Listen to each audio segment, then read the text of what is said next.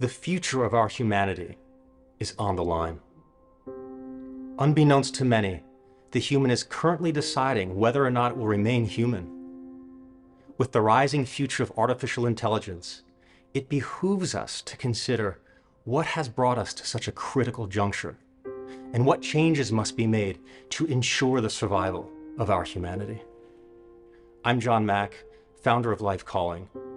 The following footage is a conversation I had with acclaimed author and historian Yuval Noah Harari on this very topic.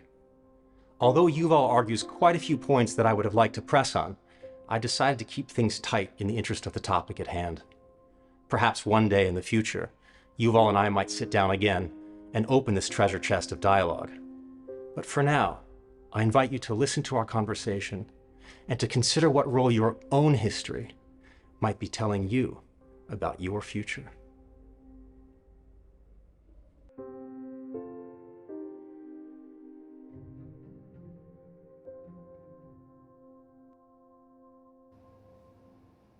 Hi, Yuval.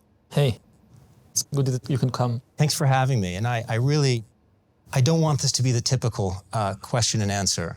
I want this to be a conversation. I feel that with what you can bring to the table and with what I can bring to the table, I'm wondering if we can work together to land on the crux of why this future is going to become a reality. Why we've let it get this far to this point. And history, it seems, is this lemniscate, this sort of figure eight symbol. It's the symbol for eternity, but in reality, it's sort of an eternity that repeats itself. To some extent, as a historian, I don't believe in historical repetitions. I think that every period is unique, every event is unique. No two wars are the same. I mean, people always have the fantasy of repeating things, of doing things better this time, but it's never possible to really recreate the past.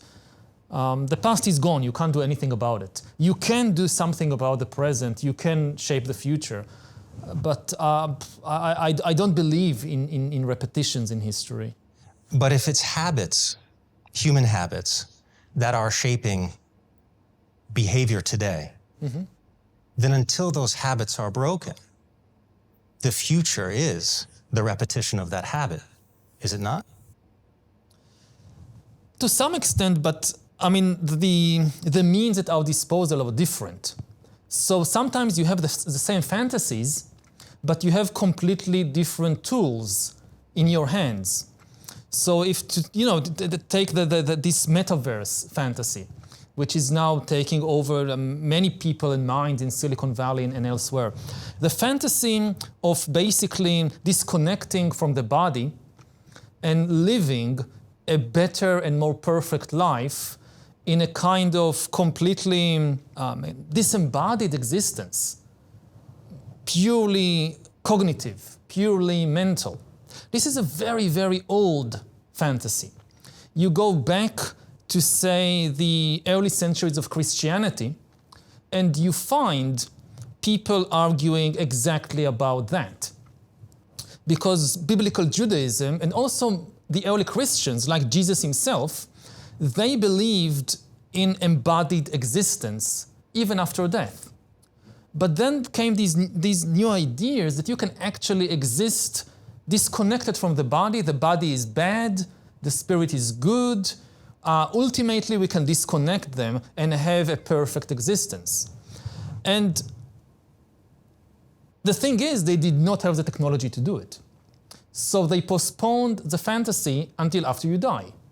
So you live in this body, and when you die, you imagine that you go to a disembodied realm. Because the metaverse is it's a world of energy. It's a world in a way of spirit, of pure mental existence. But it's not a repetition of early Christianity in a very, very kind of serious sense, because now the technology is there, so you don't need to postpone it until after you die. You can try to realize it in this very life.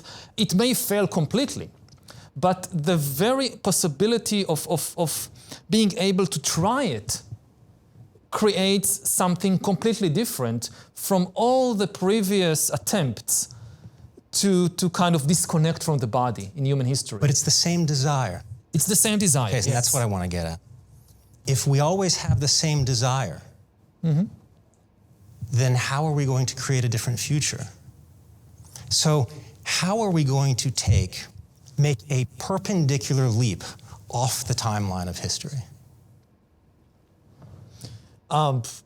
Maybe we can't. I mean, I don't believe also in, kind of a historical redemption, in the sense that there is a particular point in history when everything changes.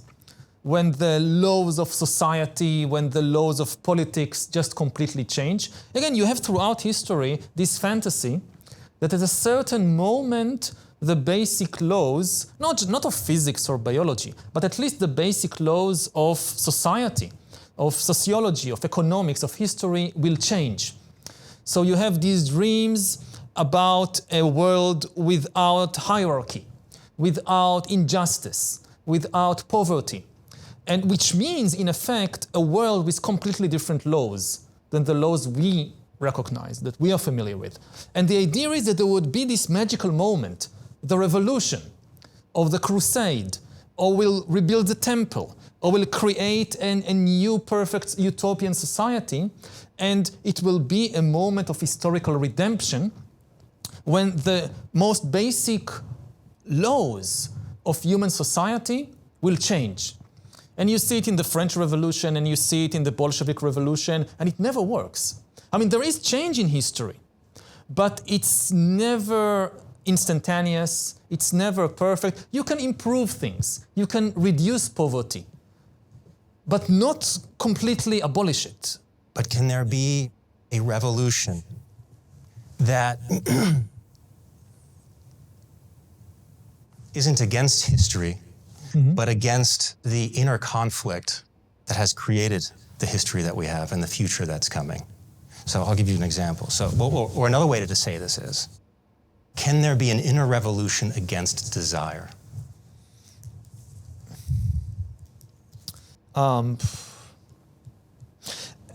Again, I mean, as long as we have records from human history, we have dreams and attempts to have exactly this kind of revolution, either to completely transcend desire, or at least to radically change what we desire.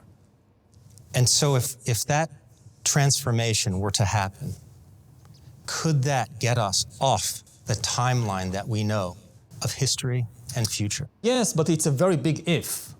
I mean, I don't think that we have the tools to enact such a revolution, an inner revolution, on a large scale. Particular individual or a small community, maybe. But 8 billion people on the planet, I don't think so. Again, it's you have these dreams throughout history, but they tend to kind of, if you look at the history of Buddhism or Christianity or Islam or any other religion or ideology, there is a phase when people dream about transforming the whole of humanity in this sense. It never happens. And then the dream, either it gets kind of limited to, okay, we'll have this small community of monks in the desert. They will do it. Not everybody else. Or I personally will leave all the kind of concerns of this world and retire to the wilderness and do it for myself. So it's limiting it, or we postpone it. It will happen after we die. It will happen when the Messiah comes. An entire society to transcend desire. Again, we have many ideologies and religions that dreamt about it. We don't have any example of this actually succeeding. Okay, so I'm not sure if examples should be the things that guide whether or not something's possible. Would you agree to that? Yes, it is possible for something completely new to happen in history. That's true. Okay, so I'm going to throw out a situation here. No, let's experiment. Back in 2016, I read an article about something called a Pokemon Go stampede. Are you familiar with the game Pokemon Go? Yes, very much. I didn't know what that even looked like, so I went to YouTube, and it took me to the streets of Taipei. And it's an intersection where traffic had come to a complete standstill as thousands of people were running to chase a Pokemon, a rare Pokemon. It was intelligent life putting their immediate reality on hold to chase a figment of their device's imagination. My question to you is, if you envision this sort of mass, what it looked like was a mass migration of humanity leaving something and going towards something else, the virtual construct. Would you have any idea, or maybe we could even get into it together, what is it that we're running away from?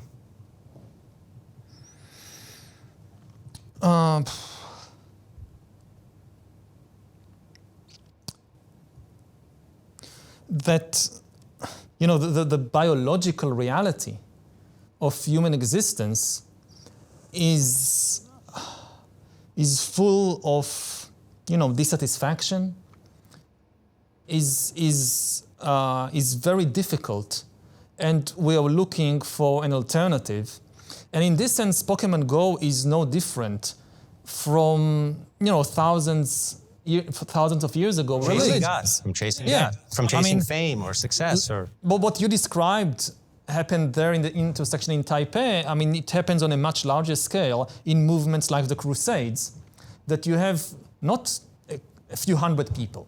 You have hundreds of thousands of people leaving their homes, their families, their fields, their castles in Europe, and moving thousands of kilometers to the Middle East to chase a figment of their imagination, that there is a place in Jerusalem where, again, you go to Jerusalem, you see just stones and houses and trees. It looks like any other place, but in their imagination, God is there. So, and what is that? So if you could give it a word, the thing that we're chasing. So forget what we're running away from. Because that'll lead us back to there. Yeah. So if you could give it a word, what is it that we're chasing after? Or a few words. Transcendence or liberation. We want to be liberated, you know, from the body with all its dissatisfactions and discontents and the biological nature of decay and old age and death. And would you say that they're actually looking for, they're chasing transcendence? Would you go to that level? Or is it something before that word? Are they chasing meaning, purpose, value, a reason for this? Or do you think it's really transcendence that they're looking? I mean, maybe somewhere up in the unconscious psyche, they're looking for transcendence. That would be it. That would give them meaning. Yeah, but are they really thinking that? It goes. The question is what is meaning? Now, my understanding of meaning is that meaning always involves a story about something bigger than me that gives meaning to my life. The meaning to my life is the role that I play within a greater drama. And this drama needs to be big enough that I don't see its end. Because if I see kind of the entire drama, then immediately I ask, okay, and what's the meaning of that? There needs to be something even bigger than that. Sure. That gives it meaning. So we're always upping the ante. Yes, so we need something which is big enough that really transcends our ability to envision it, to encapsulate it. And it can be something huge, like, you know, the eternal truth of an eternal God. It can be something surprisingly small, like a tribe. But as long as we kind of don't see the end of the tribe, as long as the story expands beyond our horizons, it doesn't matter if it's 1,000 years old story or 1 billion years old story. Right. So if we're chasing meaning, would that wouldn't that necessarily mean that we're running away from a feeling of meaninglessness? Yes, absolutely. Which is, again, it's part of this kind of inherent dissatisfaction with the transient nature of our biological body and also of our day-to-day mental experiences. That they arise and pass, and they fade away, and then they disintegrate. And we ask, so what's the point of all this? I'm just running around, and then, everything I accumulate, I will lose. Everything I do, it will disintegrate. So what's the point? So what needs to shift to not go on that virtual journey again? Because the way I see it is, the future of AI is merely the culmination of the virtual spiritual journey. Mm-hmm. It is the entrance into sort of the inverse of what enlightenment would be. Mm. And so if you imagine these Pokemon Go players running away, they're running away from a landscape which I call, say, meaninglessness, purposelessness, familiarity, mundanity, futility, loneliness. And so to run away from that is the virtual journey to fill that emptiness with something outside yourself. And it turns out that you just keep going through the same process and you keep upping the ante, right?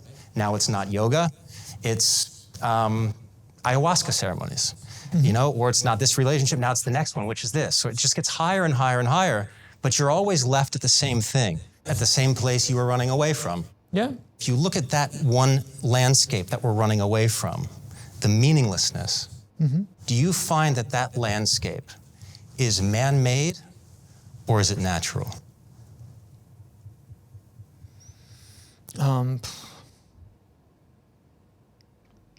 But deep down, basically, there is biology, which is not man-made. Again, part of the trick is to think that you can imagine your way out of everything. That if you just believe the right thing, if you just imagine the right thing, you can transcend the body. Which, again, it in a way implies that the body is just a mental construct, or that biology, and that's the problem. It's not. This is why you can't just imagine your way out of it.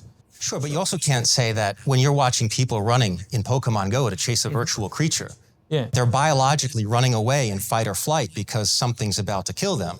It's a completely, there must be a psychological identity that is at threat, not a biological, physical thing at threat.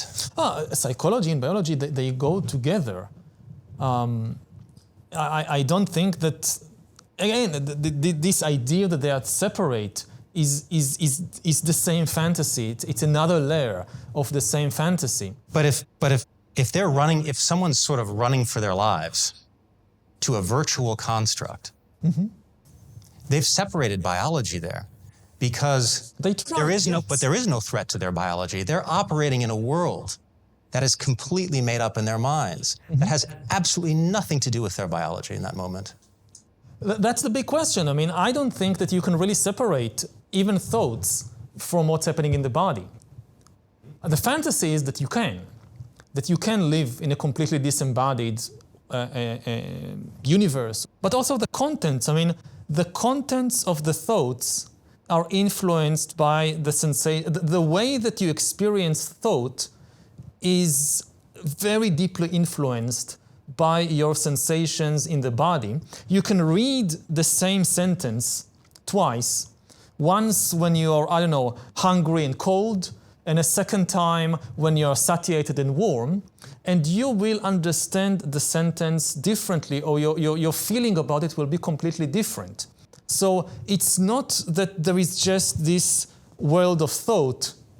Thought is always shaped by, the very kind of crude biological sensations you feel at that moment. Like we are now sitting on this chair, and what we feel in the body, it changes how we understand the thoughts that arise in the mind. We can't really separate them. But certainly the search for God, or the search for Pokemon, is not coming from a sensation of the body. Why not? Where would it come from otherwise? A search for meaning, which would transcend the body, I would think. The search for meaning, I would say, comes from a very deep physical, biological, bodily feeling of discomfort. Okay. That again, at a very deep level, biological existence always involves some level of discomfort. And that discomfort then, let's go further down, the discomfort that the body is being caused. What's causing the discomfort? Certainly it's not the body that's causing that discomfort. Why not? Well, I'm sitting in a chair right now and I'm fairly comfortable. I have food on my plate and nice lifestyle.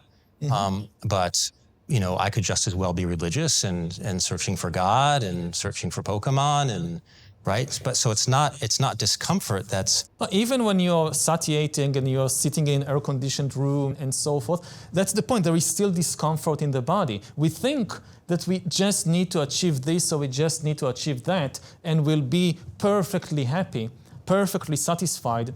And it never happens.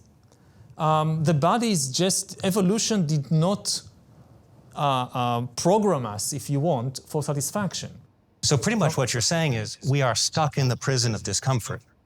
It's not what, you know, so many people have said it before me, that, and yes, I think this is a very basic and fairly well-known observation about the human condition, about the condition of all living organisms. And isn't it that exact thought form that is keeping us on that timeline of history? We can't continue to think this way if we're interested in jumping off this timeline. And the reason why I bring this up is because our humanity is on the line right now. With the future of AI, we are, as a species, rather unconsciously deciding if we're going to become robots. The split, and you've spoken about this, the split. This is basic fantasy. We have the fantasy that we can split off from this kind of dissatisfied and problematic organic body, and through one path or the other, reach a level of existence which is completely different, which is not tied to organic biology, which is not tied to these ephemeral and disintegrating bodies.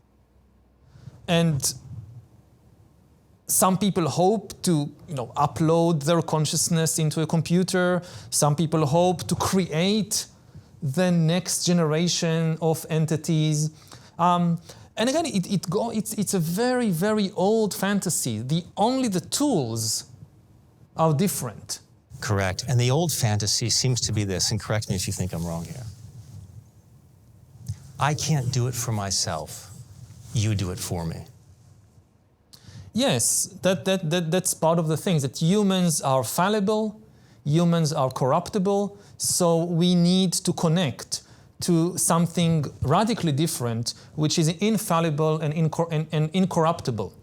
And originally it was the gods, or a single god, that we can really trust him or them. And now it's going in the direction of things like AI. But interestingly enough, if you go back thousands of years ago, it was in a way always technology. Sure. I mean, the first crucial information technology was writing and the creation of the book. And you see that at the moment that humans get their hands on a new technology, they immediately have this fantasy that this is the fantasy of the religions of the book. Because before there were books, all connection with the gods was through humans. There was the prophet, there was the shaman, there was the priest. And the problem was, well, that's a human being. I mean, how do I know that the shaman is not fooling me? How do I know that the prophet is just not making things up? I want, and there is no direct line to God. So the fantasy shifted to the new technology. We can have the words of God in a book, in the new revolutionary information technology, and no humans will be able to mess with it. The book is supposed to be like AI today. The book is infallible and incorruptible, and we took humans out of the loop. But isn't that because we've always made the data divine? The data from the Bible, the data from the guru, the data from the is AI not? No, there is a big difference between the guru and the book. The guru is still human. No, but what I'm saying is from the person who's receiving that information, the follower of the guru, the follower of the AI decision maker, isn't that the same? It's we make the data divine rather than realizing the divine. Yes, because it's very difficult to realize the divine yourself. It's much easier to deify something external, like a book. Right. So. And again, it's easier than to deify even a guru. You see that historically, the texts outlast the human gurus. The most powerful, most widespread religions in history are those that ultimately abandoned, or try to abandon, the belief in particular individuals or human institutions in favor of a belief in a non-human technology, the book. I want to go back to something very quickly. Yeah, please. I would ask you, if you could, and maybe at some point in the future we speak about it, or you write me an email about it. Okay. Just to consider that point where you said there's discomfort in the physical body. And I would just wonder, just moving on in our lives, even after this conversation, if you just think about and try to get to the crux of what is it that's causing that discomfort? Because it's my understanding that it's the mind itself that's causing the discomfort of the body. Oh, that's absolutely true. I mean, the discomfort is made by the mind, but the mind is not separate from the body. Okay, I'll go with that for now. Okay, so I want to talk a little bit about the future. You mentioned the human being hacked, the ability for technology to actually hack the human being. Just explain just a little bit what you mean by that. Yeah, again, we all have this fantasy that humans are unhackable, which means nobody outside me can really get to know me better than I know myself, can understand my personality, my desires, my fears, my hopes.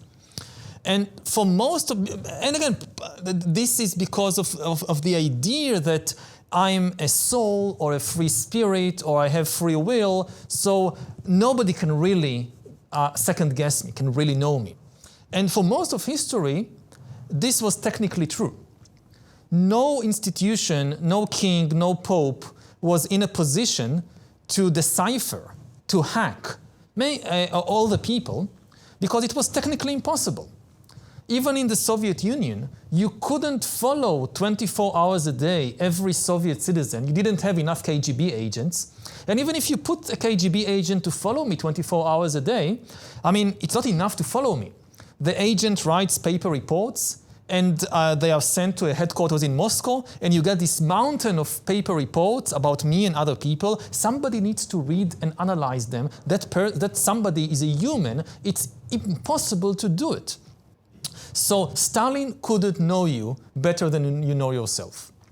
Then something radically changed in the last few years. The technology appeared to hack humans on scale, which is a combination of actually two technical abilities. First of all, it's becoming possible to follow everybody all the time. You don't need human agents. You have technological agents. We have the smartphones, we have the drones, the cameras, the microphones. So it's possible, it's being done, following everybody all the time. And secondly, you don't need human analysts to go over the data and deduce from the data what's my personality, what's my sexual preferences, what are my desires, my hopes, my fears. No. Machine learning can do it. Algorithms can do it.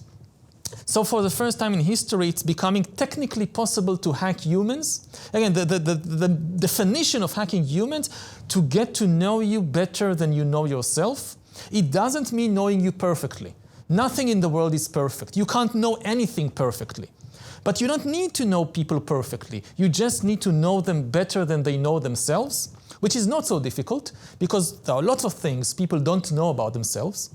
And then this opens the door to a radical new world of manipulation.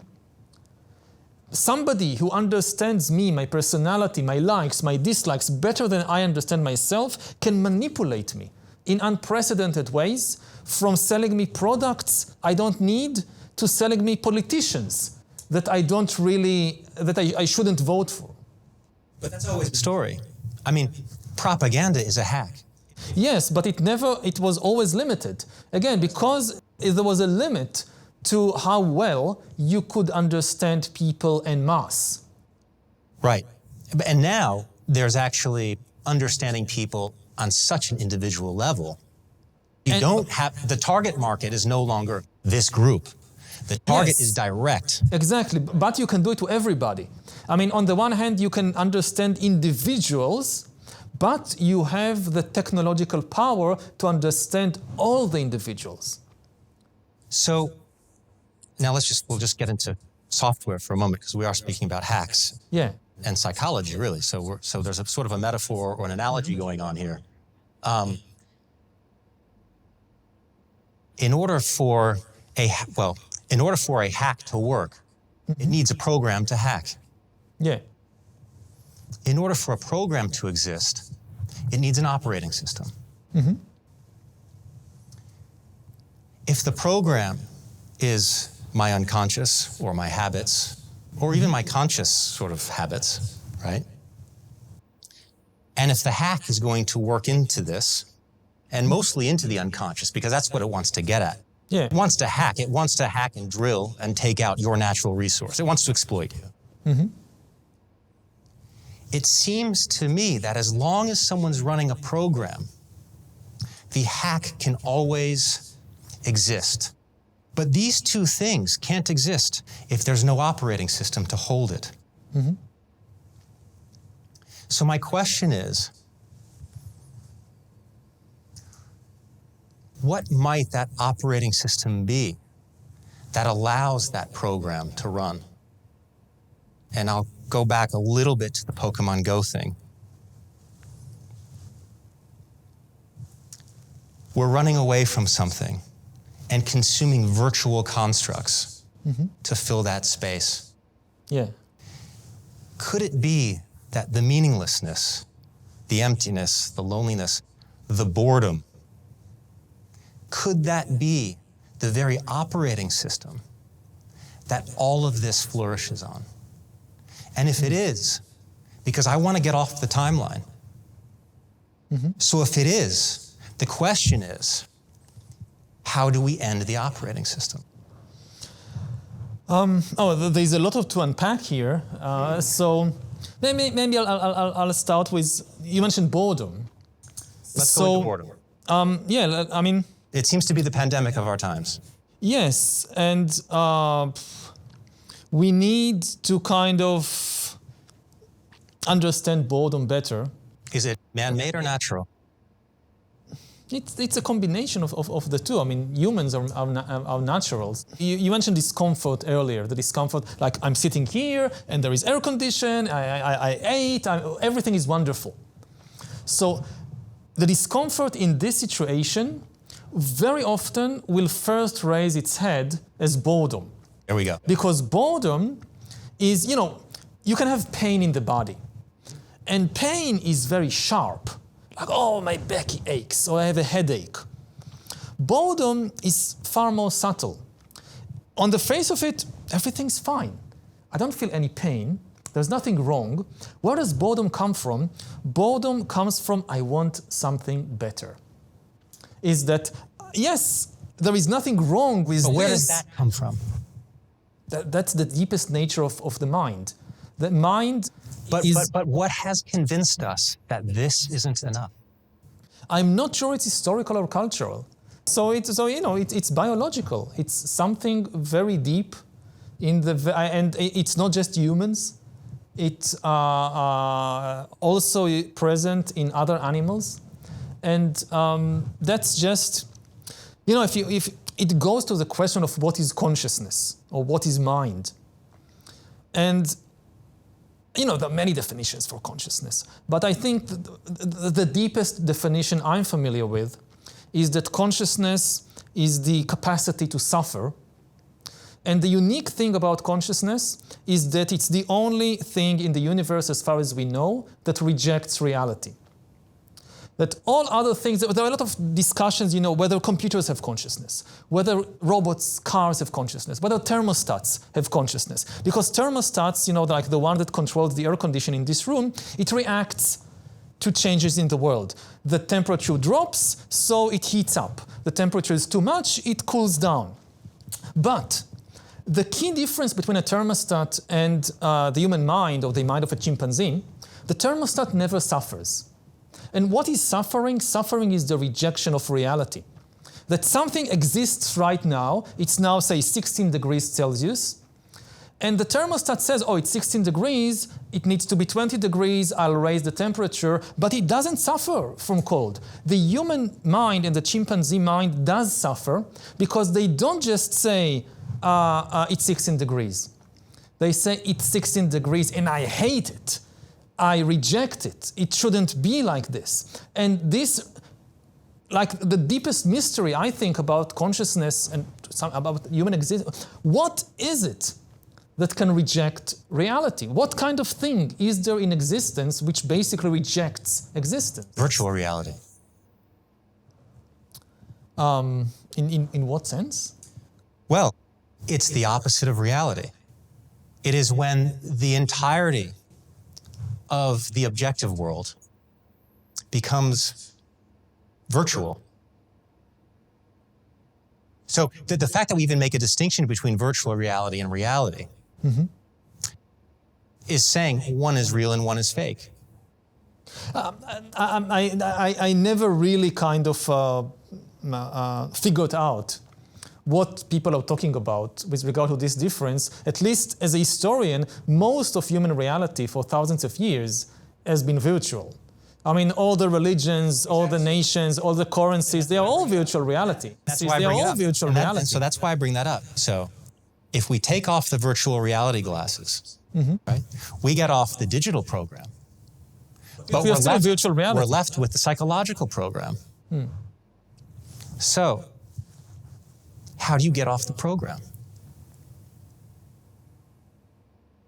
You're basically asking how to get enlightened. Yes, because I'm saying, at this point in time, humanity is on the line. Our humanity is on the line. And until we come to terms and realize our nature will be hijacked. Yes, it's been going on for thousands of years now. It's been going on for thousands of years, but the problem is that it seems to me that where progress has gotten to with AI, we might reach a point where it's irreversible. Absolutely, yes. Okay, so given that, there's much more urgency than there was 1,000 years ago. Absolutely. And again, the bad news is that from my limited experience with meditation and other techniques for enlightenment, I don't see any chance of almost 8 billion people getting enlightened in the next 20 or 50 years. How about an individual? One individual, yes, why not? So then what would have to be, because that's anywhere where we have to start. If the group's going to do it, it's not going to begin with the group and then affect the individual. It's going to come from the individual first. It wouldn't work the other way around, unless you disagree. I'm not very good on enlightenment. I'm not sure. I've never been enlightened, so I'm not sure how it works. But if we talk about just the individual, again, individuals here and there, why not? I don't see any kind of. But jumping from the individual or from the very small community of a couple of dozen individuals or something like that to the level of the entire planet. I mean, again, people dreamt about it throughout history, and Buddha couldn't do it, and Jesus couldn't do it. I mean, to get the masses of people enlightened. Sure. I was just in Jerusalem yesterday. Yeah, I mean, you go look at Jerusalem, it doesn't look so well. I mean, lots of programs. Yeah. Lots of programs. Lots of claims of enlightenment, and on the ground, lots of hatred and lots of violence. That's right. So it doesn't look good. And I look at the world around, I don't see that it's essentially in a more prepared for enlightenment than it was 2,000 to 3,000 years ago. So again, who knows? But from a kind of scientific historical perspective, I think that if the future of humanity depends on mass enlightenment, then we are in very big trouble. Very big trouble. Very big trouble. Yeah, it's unlikely to happen. I'd like to go back to boredom real quickly. Yes, boredom is very important. I do think that if we could figure out the source of boredom and penetrate it without running away from it and chasing Pokemon, there'd be a drastic change. Yes, because, boredom, again, unlike pain, boredom starts with kind of the closest we get to peacefulness, to this kind of a state of equilibrium, is where boredom appears.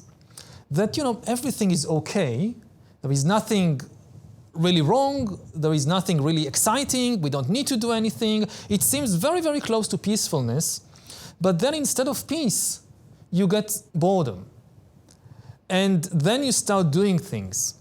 And then the trouble starts. Then the trouble starts. And if at that junction, if we could understand better where boredom comes from and not go down that track, then we are very close to peacefulness. So let's get there. Let's go there. Let's get to the crux. And I'll just pose this question. Is boredom possible in the experience of novelty? I guess not. I mean, what really defines novelty is the kind of excitement or interest that it raises. A newness, a freshness. Yeah. So what would it be that would be deadening freshness to begin with? I think it's basically destruction, not to destroy, but to destruct. That to not pay attention, because in reality, every moment is completely fresh and novel. No moment repeats a past moment. There's always something extremely fresh going on, and we don't notice it. Why? What's running? But I'm not a psychologist. I can tell you historically what's happening. Sure, but you're also a human being that has had an experience in life, right? And yes, the history part I do want to bring into this, but I also want to address you just as a human being and what you've been through it, if I may. Absolutely. So, you and I and the rest of humanity, we are like mobile devices. We have a program from an education, a value system from an education, what's God, what's this, what's good, what's bad from the parents, right? And we run this program. And we take that program and we project that over the natural. We are performing augmented reality. We are projecting. All the time. Right? All the time. All the time. Could it be that the destruct that you just mentioned is the first program?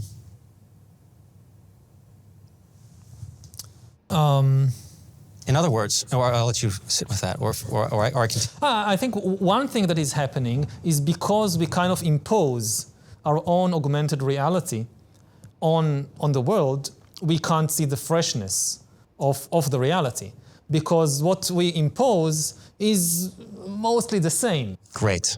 Yeah. And it kind of doesn't allow us to see the radical newness of what's actually happening. Wonderful. So are we saying then that the space that we're running away from, I'm going back to the Pokemon stampede, the space that we're actually running away from, and we'll just call it boredom now because we're on the topic of boredom, that landscape in itself is man-made. It is a program of the culture, the education, familiarity of what's around us. So is the human actually running away from a projected program that doesn't sit well with their physical body and runs away from it to find something that's pleasurable or gives meaning or gives novelty, right? Because Pokemon Go, when it gets boring, which it does, they'll just upgrade the software. Yeah. And then the new game will come out. And then the new game will come out. And then you're in the metaverse. And then AI, and then it's too late, right? So if we're saying that the landscape that we're running away from is already a program, and if what we're running to is also a program to fill that space, what part of our history has ever been connected to our nature?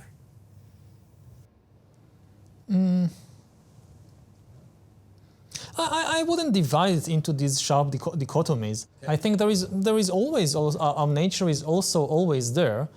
This is why all our cultural fantasies and all our technological inventions, they always remain limited. But we give them the power of limitlessness. In our imagination, but Exactly. not in actuality. I mean, again, we fantasize about these perfect worlds or about these unlimited powers, but we don't actually have them. So in the end, we always come against the limitations of the body, the limitations of planet Earth or whatever it is. So it kind of brings us back down to earth, literally. Right. It brings us down to earth. And has it brought us down to earth to the point where we can finally say, I'm not going to fall for this again? No. We definitely not. We always fall for it again. If the last thing didn't work, we just invent something even more Exactly. spectacular, amazing, whatever. So it seems that in a sense, progress has hijacked our evolution. In what way? And I don't mean biological evolution. If we talk about transcendence and vipassana, which I know you do, and meditation, if you speak about evolution in that sense, when progress moves faster than evolution, we're destined to become machine-like. Because to evolve would be to realize our nature, soul, or whatever you want to call it, creator, whatever. So the quicker progress moves, when they're inversed, or if evolution is stagnant and progress continues, the end result is a machine species. I mean, isn't this really what's being played out here? Isn't AI progress playing a game of catch-up to our stagnant evolution? Well, I do have the sense that it's moving too fast for our kind of limited abilities to understand it and to control it. It's a bit of both. We're moving too slow and that's moving too fast. Or you think it's just that? Whether we're moving too slow, I don't know what's the yardstick.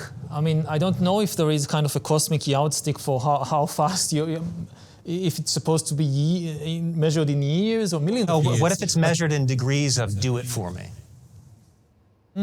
Like, I need less of the do it for me. If that would be a sign of positive evolution, that would counter, or that would make us use the progress more responsibly. I often say, these telephones, they're supposed to be our tools, and we are supposed to be the masters of our reality, correct? Yeah. Right? But we've abdicated so much power to these devices that they've become reality. Now we've become its tool. Yes. So there's a role reversal. And how do we reclaim that power before it's too late? So if evolution could be measured on the reclaiming of that power, well, if that were the case, if we could really reclaim our power, whatever that means, evolutionary, I don't think AI would be such a threat. No, AI needed. I mean, it's. If we use it correctly, it can be a force for good. Because its power comes from us. Yeah, but I mean, it seems to be moving far too fast.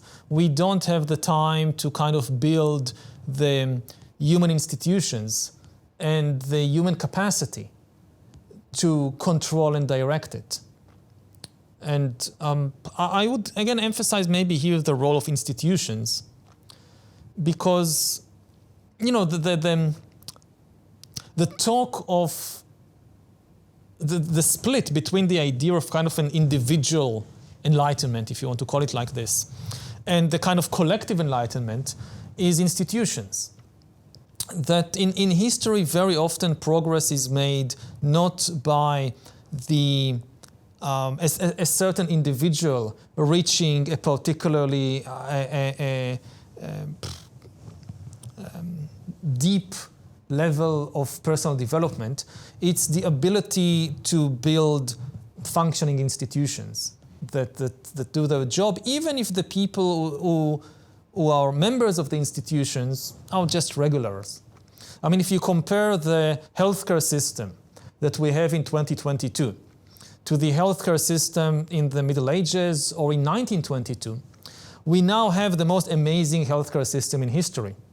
Individually, the doctors are not necessarily nicer people. They are not necessarily more developed in psychological or spiritual sense. But the hospital is far, far more developed as an institution. And therefore you can have a doctor who is an annoying person and is very self-centered and never done a moment of meditation in his life and whatever, and he can still save my life. Or she can still save my life because the institutional procedures, not only they are so good, they also take into account the fact that doctors might be annoying people. They don't need saints.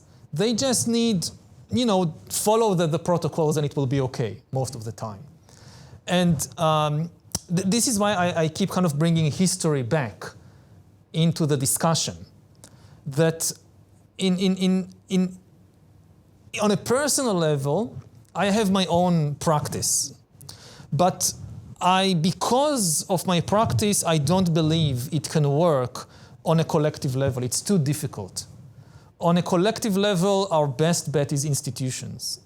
So let's talk about the collective level, not so much as an institution, although one might be able to look at it that way. Mm-hmm. Let's speak just briefly about climate change and where the planet is going. And it seems to me, even if we did solve the climate issue, mm-hmm.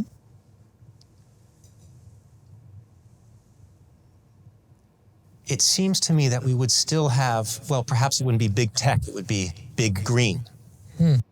I mean, and you'd still have the overarching powers and the doctor who could still treat you poorly. To treat the planet better doesn't necessarily need a shift in consciousness. It would just need to be sort of it could be handled through legislation. Yeah, legislation, better technology. There are, again, because we don't have a lot of time, I don't think we can reach a jump in collective consciousness in the next 20 or 30 years significant enough to solve climate change. We can have better legislation, better technology that would save us from ecological collapse. And so when you look at ecological collapse on the one side, and yet we're looking at the collapse of our humanity on the other side with technology, mm-hmm. and they seem to both be culminating at the same time, right? Mm-hmm. Although they seem so different, could the very root of both come from the pollution of our inner environment that the program has created? In other words, could it be that our projection of boredom, mm-hmm. if we could lift that, we would see what we're doing to the environment? But that's a very big if. I mean, again, this is extremely difficult. This is going against thousands of years of history. Yes, we want to jump of off that timeline. And again, both as a historian and also as a meditator, I'm very skeptical of the ability to actually accomplish such jumps. Okay. Again, I can't rule it out completely. As we said in the beginning, the fact that it has never been done before doesn't necessarily mean it can't be done. There are new things in history. But what if it wasn't an accomplishment? What if the accomplishment is doing the boredom itself? What do you mean? Well, we're coming from a place of boredom. We're anchored between boredom and virtual constructs. Okay. So the drama, which you mentioned previously, that's the accomplishment. Meaning, it's not that lifting the boredom would be the accomplishment. The accomplishment is that we've actually created this stuff, which would mean that to stop the doing. But that's incredibly difficult. I mean, to stop the doing, yes, but this is so difficult. I mean, we are constantly doing something, if not, with our hands, when we are constantly doing something with our minds. Right. And again, stopping that is basically enlightenment. Right. So I don't see 8 million people stop doing stuff in the next 20 or 30 years. Okay, we might not see that, but then where are we going to go? Because it seems to me this is our only way out. Because as long as we have an operating system upon which runs a program, upon which that can hack it, what good is the study of history, if not to learn, we can't behave that way anymore. We can't think this way anymore. This no longer does it, and we have to get off of it. So, where is the out? What do you think it is? I mean, from the conversation, I got the impression that you do think that it is possible. So, how do you visualize, imagine it? I mean, how does something like this actually happen? Because it was a topic of conversation here, let's go back to boredom. Yeah. We have to get to the core, like you said as well, of what boredom is and undo that. Because if we don't... But how do you...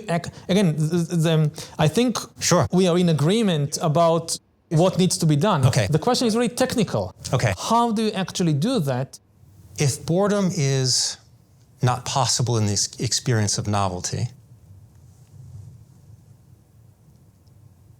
we would have to question everything that we know to be familiar. I mean, to really see something for the first time would be to not know it. Yes. So we actually have to start from the beginning and burn everything and only adhere to that which is then true to the reality of the experience. And how do you keep the sewage system working while you do that? That's the big question. Because to undo all that doesn't mean you get rid of the tool. For example, with the telephone. To arrive to that place doesn't mean we get rid of technology, doesn't mean we get rid of thought, doesn't mean we get rid of memory, but it restores thought back to its tool function. So, actually, this is a great time. I would like to spend 2 minutes with you just being bored. Yeah, I'll be happy to do that. I won't say anything and we just sit here together. Okay, I'll be happy to do that. Wonderful. Thank you, Yuval. It's been wonderful. Yeah.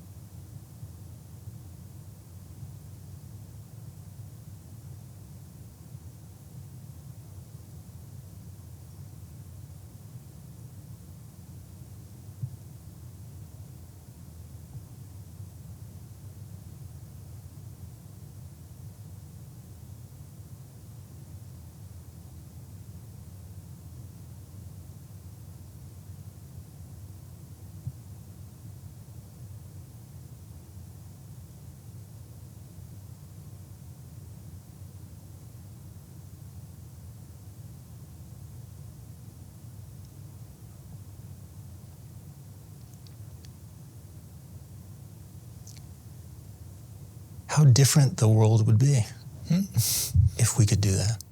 Yeah, I think, I don't know who it was that said, if people could just sit in a room and be quiet, that would completely change the world. Blaise Pascal. Yeah, very difficult.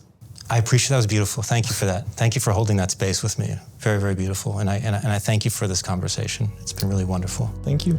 Thanks.